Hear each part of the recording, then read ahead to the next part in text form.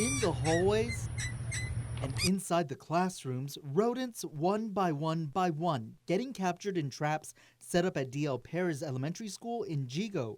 It's a discovery that would immediately raise red flags by the Department of Public Health. This as health inspectors are still slowly trying to get to each Guam Department of Education campus in the next year.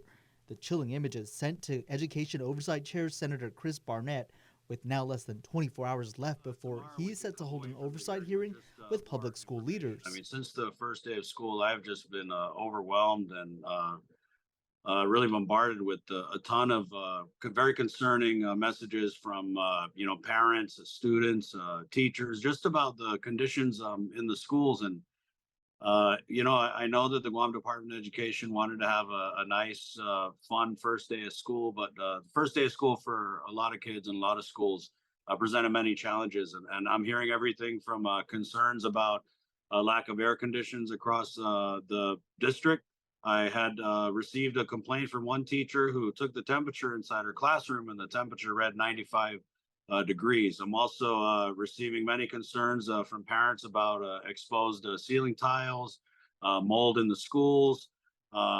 This morning, I received video reports of rodents at DL Perez up in Yigo. So I've said this before, Nick. I think that when we decided to go back on Public Law 37-4, what we did was go back to conditions that you reported on, and I exposed the community, and those conditions led to the passage of Public Law 37-4. So we have gone backward. The alarming new video comes as no surprise to the freshman lawmaker. GDOE is not explaining any of these things to the parents, to the students, to the stakeholders of the public school system, and I think that's a shame. And I understand that they probably had their hands busy with trying to get kids into the schools.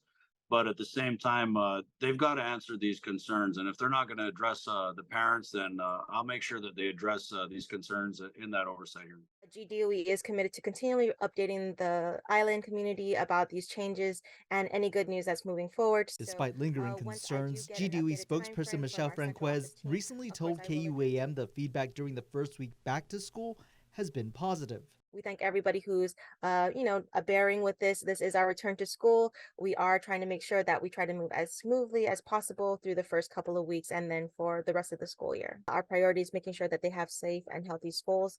And again, we thank the community for supporting us in every which way possible. While Burnett agrees the positive response is that students are excited to be back to school, he says the reality is that the conditions are unacceptable. Are kids happy to be in school? Sure, but I think that it's more concerning that we're looking at the conditions of the schools, and even schools that I've seen positive things posted about have also shared some of their complaints and concerns. And again, this is not to take anything away from the hard work that the Guam Department of Education has done, but part of why we got into this situation in the first place is GDOE and political leaders, from Adelup down to the legislature, have been in denial about the conditions at our schools for many years. And I think that with this cha-cha where we took 2 steps forward and now we've taken, 2 steps back, maybe even more than 2 steps back, it kind of looks like we're in denial again. And I don't think that you can address any issues if you're in denial. GDOE's oversight hearing is set for this Tuesday at 5:30 p.m.